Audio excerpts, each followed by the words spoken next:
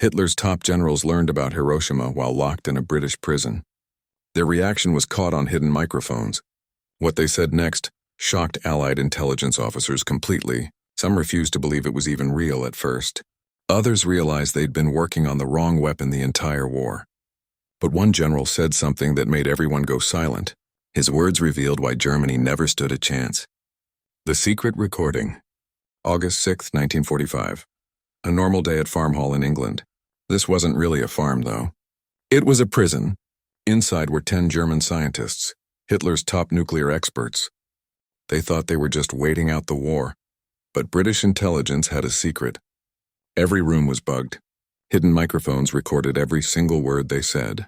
The scientists had no idea anyone was listening. That evening, a British officer walked in with news. He told them about Hiroshima, an entire city destroyed by one single bomb. The reaction he got, nobody expected it, and what happened next would be recorded in history forever. The microphones captured something Allied commanders needed to hear. But first, the Germans had to process what they'd just been told. Some laughed, others went silent. One scientist said it had to be a lie. The disbelief. Werner Heisenberg was Germany's top physicist. He built Hitler's nuclear program. When he heard about Hiroshima, he simply didn't believe it. That's impossible, he said. America doesn't have the technology. Other scientists agreed. They thought it was propaganda, just another lie to make Germany look bad. But then the British officer gave them details. The bomb's power, the destruction radius, the radiation effects. Heisenberg's face changed. He went quiet. He grabbed a piece of paper and started calculating.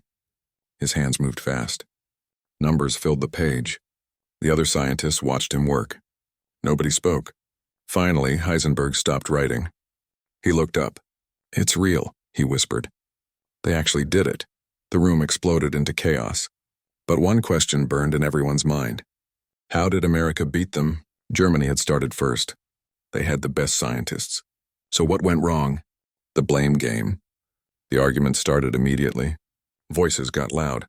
Otto Hahn, who discovered nuclear fission, felt sick. "I invented this," he said, "and now it's killed 100,000 people."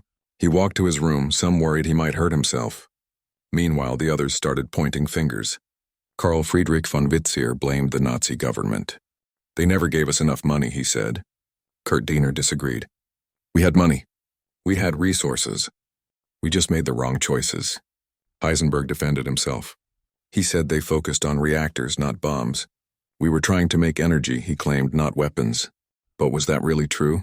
The recording suggests something different. Some scientists seemed almost relieved they hadn't succeeded. Others felt angry and embarrassed. Paul Hardich said the quiet part out loud. "We were simply behind. The Americans were better. We have to accept it." That admission hurt. But another revelation was coming. One that would change how they saw everything. The technical breakdown. Heisenberg kept calculating through the night. He needed to understand how. By morning, he'd figured out America's basic design. He gathered the others and explained. 2 types were possible, uranium or plutonium. Both would work. They must have separated uranium-235. He said that requires massive industrial facilities. The Germans had tried this. They failed. Their method was too slow, too expensive. America had built something called gaseous diffusion plants. Enormous factories, thousands of workers. "We never had anything close to that scale," Heisenberg admitted. The others nodded. They were beginning to see the truth. This wasn't just about physics. It was about industrial power. America had resources Germany could never match. Entire cities dedicated to building one weapon. "We were working in basement," one scientist muttered. They were working in factories the size of small towns. The contrast was brutal and embarrassing. But the biggest shock was still coming. What one general said next silenced everyone in that room. The general's revelation. The scientists weren't alone at Farm Hall. 3 German generals were there too. They'd been listening to everything. General Erich von Steen finally spoke up. His voice was calm, almost cold. "Gentlemen, you're missing the point," he said. Everyone turned to look at him. "This bomb doesn't just end the war with Japan. It ends the war everywhere forever." The scientists looked confused. "What did he mean?" Van Steen explained. "Whoever has this weapon controls the world. There won't be traditional wars anymore. No more tank battles, no more trenches, just threats, just leverage, just fear. He paused. Let that sink in. America now has more power than every empire in history combined. The room went completely silent. Nobody had thought about it that way before. They'd been focused on the science, the technical achievement. But the general saw the bigger picture. This weapon changed global politics forever. Germany could never have won, he said quietly. Even if we'd built the bomb first, what he said next revealed the real reason why. Why Germany lost the race. Von Manstein continued, his words cut deep. America has 130 million people. We had 70 million. They have unlimited resources, oceans protecting them from invasion. We were surrounded by enemies on every side. The scientists started to understand building an atomic bomb required more than just smart people. It needed safety, stability, and money. America had all three. Germany had none. We were fighting a war on multiple fronts. Heisenberg said they were safe behind the Atlantic Ocean. The truth hurt, but it was undeniable. Germany's nuclear program had maybe 100 scientists. America's Manhattan Project over $130,000 workers. The budget difference was staggering, too. Germany spent roughly $50 million on nuclear research. America spent $2 billion, 40 times more. We never stood a chance, one scientist whispered. Von Manstein nodded.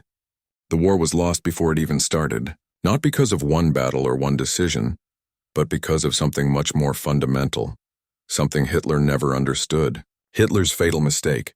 The conversation shifted. Now they talked about Hitler himself. What had the Führer known about the bomb? Heisenberg revealed something shocking. He'd met with Hitler in 1942. He tried to explain nuclear weapons. Hitler didn't care. How long will it take? Hitler asked. At least 3 years, Heisenberg said. Hitler waved his hand. Too long, I need weapons now. He wanted rockets, jets, supertanks, things he could understand. Things that looked impressive. He thought nuclear physics was Jewish science, one scientist said bitterly. The Nazis had driven away their best minds. Albert Einstein, Niels Bohr, dozens of others, all Jews, all exiled or escaped. And where did they go? America. We gave them our greatest weapon. Someone said, our own brilliant scientists, and Hitler let them walk away. The irony was devastating. The very people who could have won Germany the war were the same people Hitler wanted dead. He destroyed our own chances, Heisenberg said. Through stupidity, through hatred, through arrogance. The generals nodded grimly, and then came the final chilling conclusion, the final truth.